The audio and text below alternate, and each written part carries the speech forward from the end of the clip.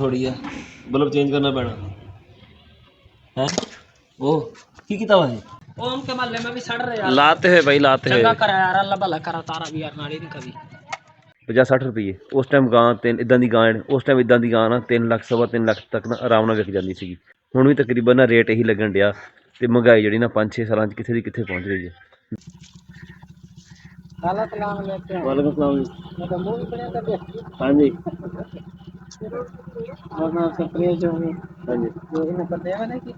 हाँ जी अस्सलाम वालेकुम की हाल है मेरे वीरां दा उम्मीद करते हैं सारे वधिया हो गए। स्टार्ट करते हैं अज का नवा व्लॉग। अज है इतवार का दिन तो उम्मीद है भी अज शाम रमज़ान का चंद भी नज़र आ जाएगा भी कल जो पहला रोज़ा होया ना तो साडा अज मॉर्निंग वॉक का आखिरी दिन होएगा। उस तो बाद रोज़े शुरू हो जाने तो रोज़ों तो बाद वैसे गर्मियाँ आ जानियाँ तो मॉर्निंग वॉक का ना फिर टाइम ही नहीं लगे करना। सवेरे सवेरे फिर भाजड़ पई होंदी है खेत जाने की छेती छेती जाकर बंदा पट्ठे लिया वे खेत चलते हैं। साडे नाल जुड़े रहो जी साडी अज की रूटीन होएगी असीं वो सारी तुहाडे नाल शेयर करांगे। इस टाइम खड़े हैं असीं अपना नवा कबरस्तान दे विच वो पिछे साडे हैगा जनाजा गा साडे पिंड दा कबरस्तान विच असीं आ गए हैं। इत्थे मंगांगे नाना बहू हुणां दी कबर ते दुआ ते फिर अगे जावांगे। वाक तो वापसी ते ना असीं आना सी मामे ताज हुणां दी हवेली विच उन्हां दी ना कोई वैड़ देखनी है तो दसना भी ना किन्ने दी बेचनी उन्होंने। वो राती फोन आया सी एक राती उन्होंने वेच दी है तो एक जी ना खड़ी कहना यार वो भी देखी भी दसनी किन्ने दी ना सेल हो जाएगी तो जाने जाके देखने वो पिछे हवेली उन्होंने ते दसदे उन्होंने की रेट लगता। मामे ताज हुणां ने ना खोरी वावा सारी लिया के रखी सी वेलना चलाने वास्ते पर उत्ते इन्हां दे कुत्ता बैठा हुण वेलना चलाया ही कोनी इन्हां ने।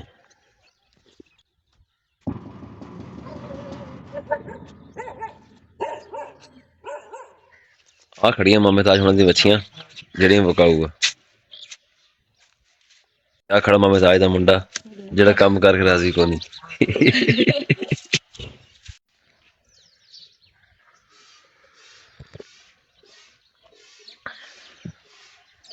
चाहते मामे ताज ने ना एक वच्छी कल बेची है तो 2 वच्छी ना होर बेचने चक्कर च है। हौली हौली जेहड़े ना कहना भी डंगर जेहड़े ना घटा के ना एक अद्धी गां कहना रखनी बस अपने वास्ते कहना खर्चा है डंगरां दा बहुत ज़्यादा तो आमदन जी है को नहीं। हुण जी साडे कोल गां खड़ी है ना तकरीबन जो दुध का रेट सी ना भी 50-60 रुपये उस टाइम गां तीन इदा की गां उस टाइम इदा की गां ना 3 ਲੱਖ 3.25 ਲੱਖ तक ना आराम ਨਾਲ विक जाती सी।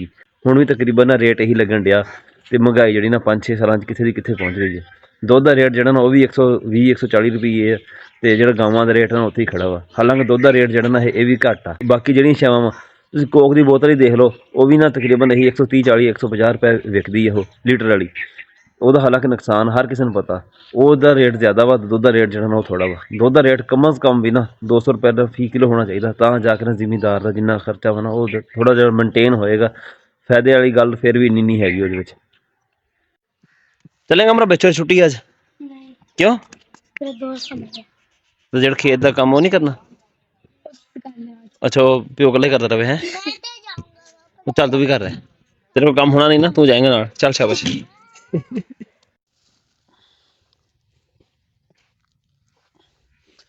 पट्ठे मेरा फिर कोई हथ फेर गया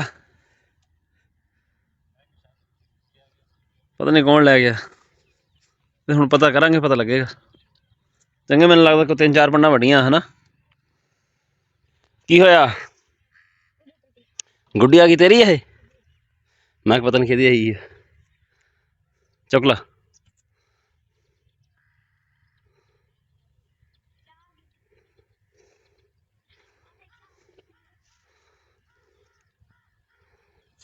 हाँ जी पट्ठे वढ़ के ना असीं रेहड़ी ते लोड कर लिया।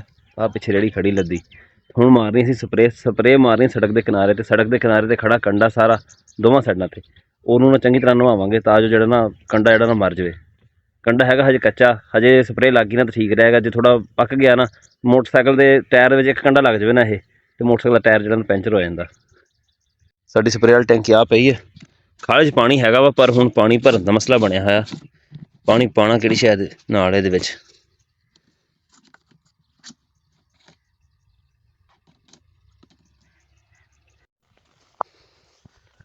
छापर पिया वा एक जो साबत होया ते साबत ही है इहदे नाल पानी पै जाएगा। असी बस एक टैंकी लानी है स्प्रे की तो औखी सौखी होके ना छापर नाल भर लांगे।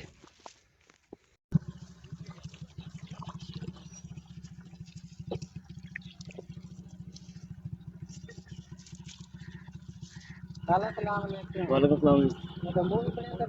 हाँ जी हाँ जी हाँ जी कीता हाँ जी तेरा मतलब तू सुनाओ हाँ अच्छा और ठीक ठाक तेरा मतलब नहीं अगली सड़क हाँ जी साधन दूर पास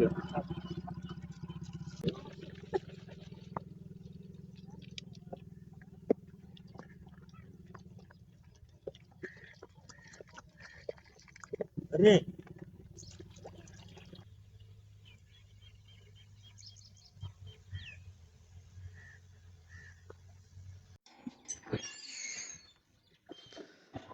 हाँ वेला 2 मिनट बैठ उत्थे बह जा उन्होंने बाबिया को वो बाबिया को बह जा उत्थे मैं नमाज पढ़ लवा है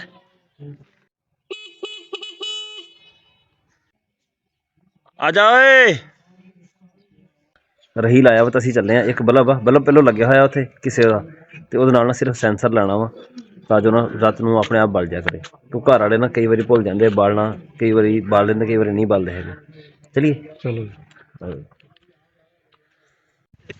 ਹੁਣੇ ਹੁਣੇ ਗੁੱਡੀ ਫਸਣ ਲੱਗੀ ਸੀਗੀ ਸੀੜੀ ਲੈ ਕੇ ਜਾਂਦੇ ਪਏ ਅਸੀਂ ਮੋਟਰਸਾਈਕਲ ਤੇ ਬੜਾ ਔਖਾ ਕੰਮ ਆ ਰਹੀਲ ਤੇ ਪਿੱਛੋਂ ਘੁੰਮਦਾ ਹੀ ਰਹਿੰਦਾ ਨਹੀਂ ਤੇਰੇ ਵਿਹੜੇ 'ਚ ਨਹੀਂ ਆਣੀ ਹੈਗੀ ਸਾਹਮਣੇ ਉੱਥੇ ਨਾ ਉੱਥੇ ਲਾ ਦਈਏ ਉੱਥੇ ਲੱਗੇਗਾ ਨਾ ਤੇ ਇਸ ਗਲੀ 'ਚ ਰੋਸ਼ਨੀ ਦੇਦੀ ਉਸ ਤੇ ਚੱਲ ਜਾਣੀ ਹੈ ਉਸ ਤੱਕ ਚੱਲ ਜਾਏਗੀ ਰੋਸ਼ਨੀ ਬਲਬ ਲਾਉਣ ਵਾਸਤੇ ਨਾ ਸਾਨੂੰ ਸ਼ੈੱਡ ਲਾਉਣਾ ਪੈਣਾ ਵਾ ਪਰ ਇਹਦੇ ਵਿੱਚ ਹੋਲਡਰ ਲੱਗਿਆ ਹੋਇਆ ਦੂਸਰਾ ਪਿੰਨ ਵਾਲਾ ਇਹ ਕੱਢ ਕੇ ਨਾ ਇਹਨੂੰ ਕਰਨਾ ਚੂੜੀ ਵਾਲਾ ਆ ਲੋ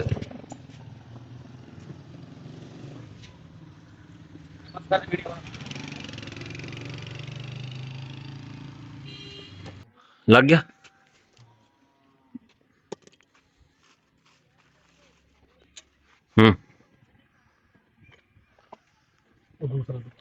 क्यों ये भी चल रहा है पुराना जो उस दिन लाया नवा लाना इसे एलईडी शार्ट वो भी ला दी जो मर्जी ला दे नीवा ही चेंज करना भी पे कर देंगे कोई नहीं मुड़ के वो पुराना वही ला दे खैर बल्ब भी लेना केड़ा मसला हाँ बोल लिया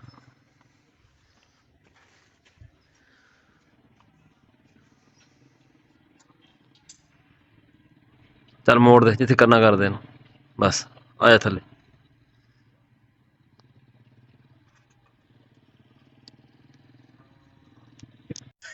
रोशनी बहुत थोड़ी है बल्ब चेंज करना पैना है ओ की कीता वा ये तू किता तार लथी हुई है तार लथी जानी सी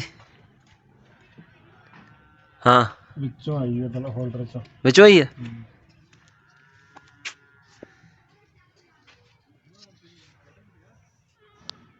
रोल की बनया पहले चलिया बल्ब हालांकि जो करना सी पहले सट्टे करदा ਅੱਛਾ ਇਹ ਡਾਇਰੈਕਟ ਆ ਗਈ ਪੁਆਇੰਟ ਕ੍ਰਾਸ ਹੋ ਗਏ ਤੂੰ ਟੈਟ ਕੀਤਾ ਨਾ हाँ ਦੋ ਥੱਲੇ ਜਿਹੜੇ ਪੁਆਇੰਟ ਨੇ हाँ अच्छा नीवे हो के लागे नाल ਇਹਦੇ अच्छा ਵੈਲਡਿੰਗ ਹੋਏ ਪਿਆ ਹੁਣ ਵੈਲਡਰ ਦੇ ਲਾਏ ਸੀ ਵੈਲਡਿੰਗ ਹੀ ਹੋਣਾ ਸੀਗਾ ਸਹੀ ਹੁਣ ਕੀ ਕਰਨਾ ਇਹਨਾਂ ਦਾ चंगा पक्का काम होया पे ओम के मोहल्ले में भी सड़ रहे यार लाते हुए भाई लाते हुए चंगा करा यार अल्लाह भला करा तारा भी यार नाड़ी नहीं कभी बड़ी अच्छी सोच लड़ाई कसम बिस्मिल्लाहिर्रहमानिर्रहीम